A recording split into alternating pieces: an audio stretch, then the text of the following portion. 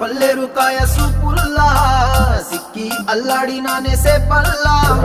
పసిడి పచ్చాని అరసేతుల్లా ధర పోస్తా ప్రాణాలు తానే అడగాల సీతా